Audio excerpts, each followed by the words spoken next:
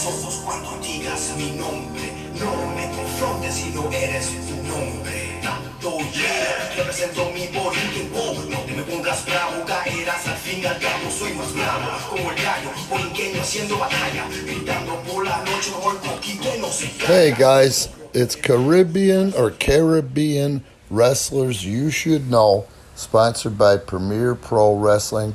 I am Randy Ritchie, and today we're going to talk about Los Boricuas.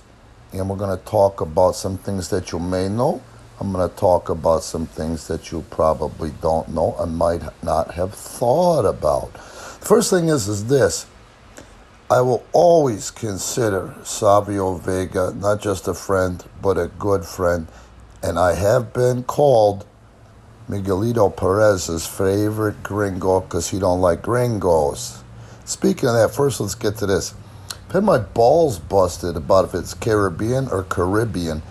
In Puerto Rico, we don't talk about that, man. It's the island. Okay. Los Boricuas were with World Wrestling Federation from 1997 to 1999. Think about the impact that these guys had, and it was only a 2-year run. I didn't even know that it was only a 2-year run. The stable was led by Juan Rivera. That's funny to me. Who the F is Juan Rivera? Oh, yeah, that's Savio. See what I'm saying? I don't think anybody calls him that. I think even his family calls him Savio, as funny as that sounds.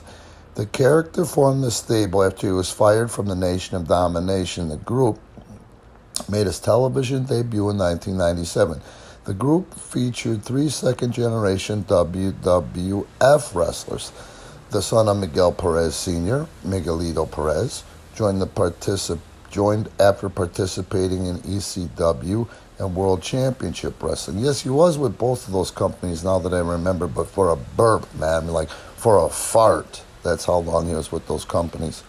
Jose Estrada Jr. was the son of another former title holder, former WWF Junior Champion, Jose Estrada. Jesus Hurricane Castillo is the son of Hurricane Castillo Sr., who wrestled in the 60s and 70s.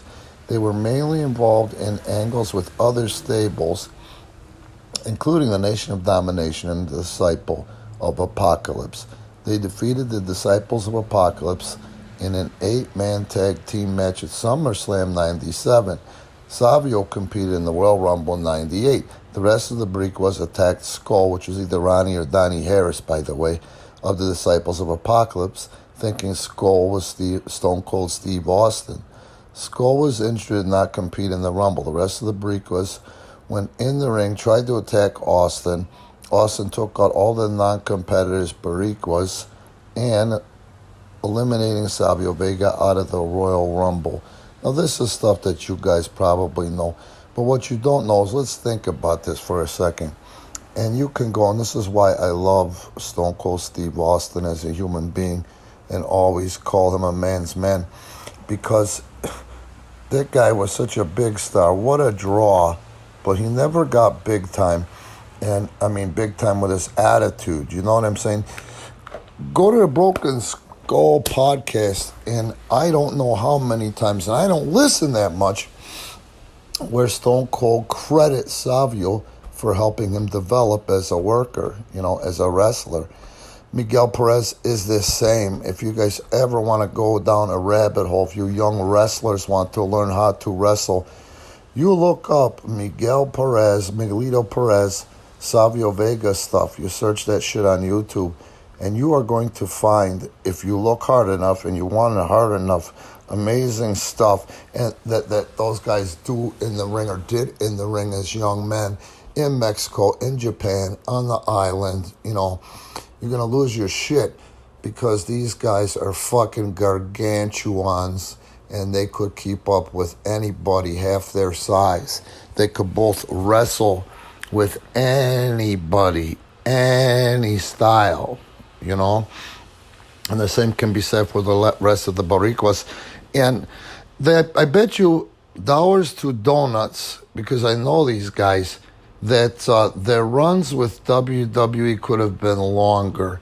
I know that Vince McMahon Jr. realized the value in those guys, especially Miguel and Savio. But The Puerto Ricans love their island. They love their island. They'll go out and they'll work hard. You'll never see anybody work harder. You'll never see less drama when they're performing in the United States or they're performing for whoever the F is paying them well. The dedication, the focus, how much that investment in those guys comes back to you. And you can even watch some of those 8-mans, which are usually clusterfucks, that those guys were involved with and how much those matches made sense, how compelling they were. And let's not forget, they also have their thumbprint on Dwayne "The Rock" Johnson. Now, I can't find anything in there or online where Dwayne puts them over. I thought I heard something once or twice, but unfortunately, The Rock isn't too big on giving propers to where propers should be, in my opinion, you know. But I will guarantee you that he learned a lot working with those guys. Someday I'm going to do, well, not someday, but someday this month, I'm going to go ahead and do, feature each one of these guys as individuals. But it's undeniable collectively, and you could watch the crowd reactions at the time and how good the TV was when Los Boricuas were involved. All right, guys, please be cool. Don't be a smart. Like and subscribe. And I'm going to go ahead and post Los Boricuas Wikipedia in the description, as well as links to how you can help support Premier Pro Wrestling. We got new t-shirts at our official merchandise shop. You know, Premier Pro Wrestling and Pro Wrestling tees, and much more, like our Patreon. All right, guys, thank you.